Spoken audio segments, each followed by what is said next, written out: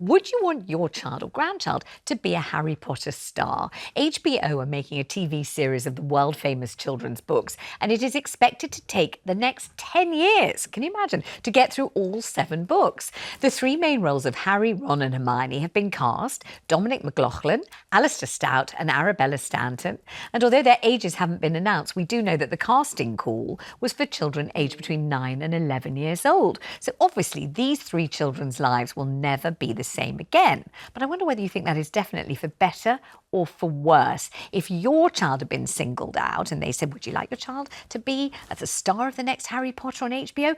What would you think? Would you just grab it and say, of course, what a great opportunity? Or would you think, well, no, I just want my child to have a normal childhood and not be exposed to that level of scrutiny? How would you feel about it? Maybe you were a child star yourself. 0207 862 2222, that's the number.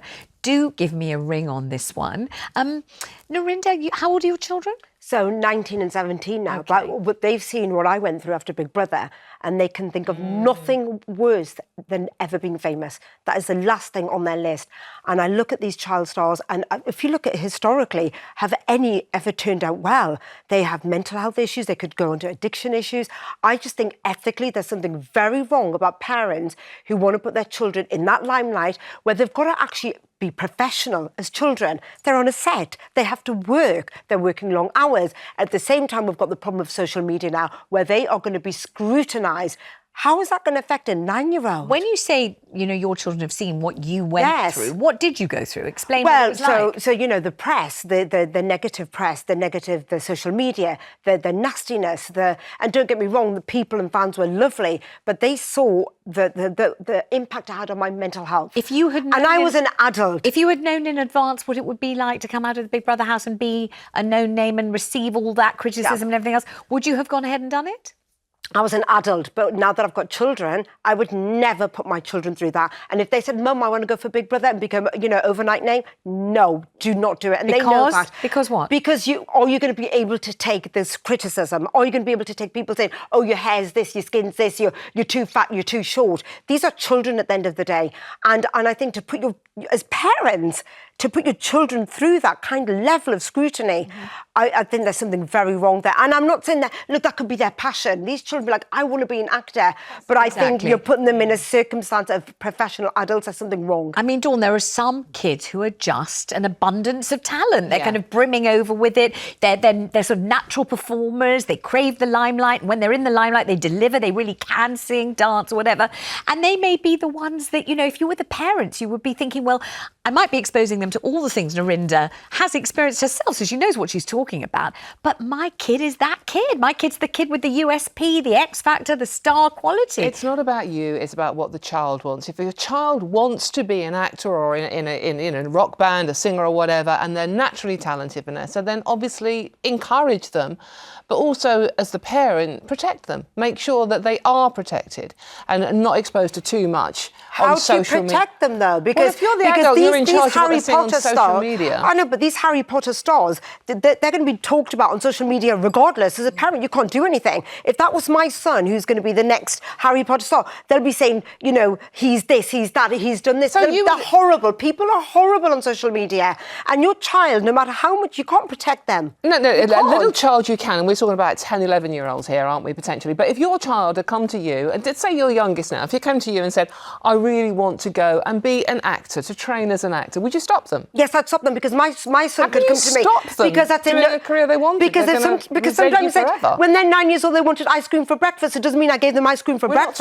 You have to be a responsible parent. Well, I was in a situation where I went to somewhere with Allegra, my elder daughter. She was little, and somebody said, "Oh, would your daughter like to act?" And I said, "I don't know." So I asked her, "Would you like to act?" She said, don't know. So he said, would she like to audition for, it was some kind of drama. I think it starred, for what I remember, Nigel Planer or something, and it was going to happen in Manchester, and would she like to audition for it? So I asked her, would you like to audition for it? She said, yeah, well, okay. So I told my mum and dad, so this must be a long, long time ago because my mother's been dead for 30 years, and I told my parents went mad with me.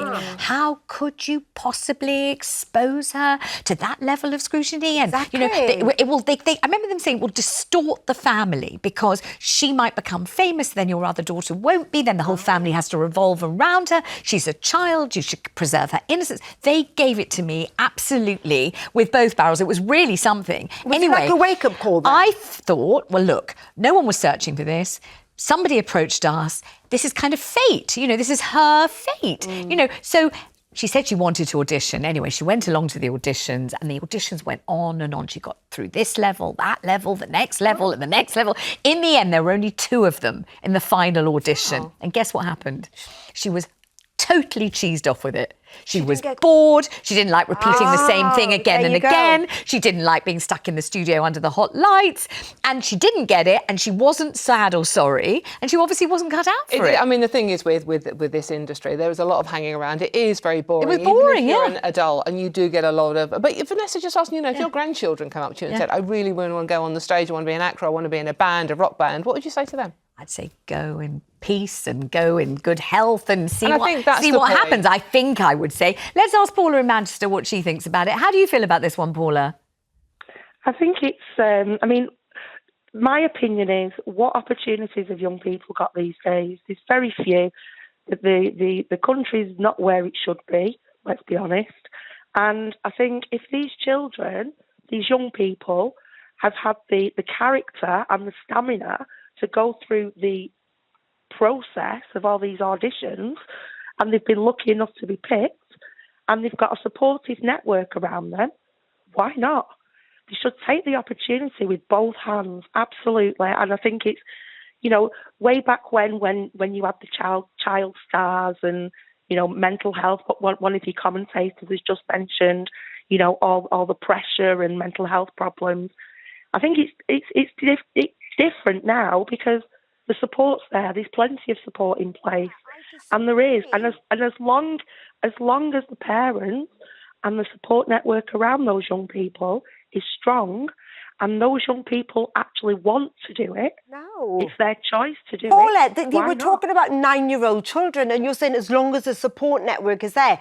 We've got social media, and there's safeguarding issues. So I would never put my 9, 10, 11-year-old on the world stage, and then the whole world's criticising them. Safeguarding issues in place too. Let me go quickly to Andy in Warwickshire, just so we can fit the call in. What do you think, Andy? I think Narinder is just completely wrong in a way. She can bring her children up the way she wants to, which is fair enough.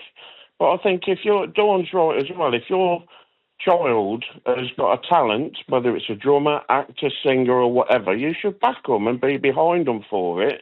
And if you know, I understand about social media or anything like that, but I just feel as if you hold them back from doing stuff in life, they'll end up rebelling later on in life anyway. And there's the whole idea, I think of it in a way of, you know, this idea of following your star. You know, if you're the one that gets through the audition, boy, you must be talented. Yeah. And to say you can't follow through on it to your child, to say I'm writing the story of your life, and I'm eliminating this incredible because I'm trying to protect you from mental health issues, from drug addictions, drink addiction. There's all. That can happen if you're working in Tesco's. Can you name a child star that's come out unscathed?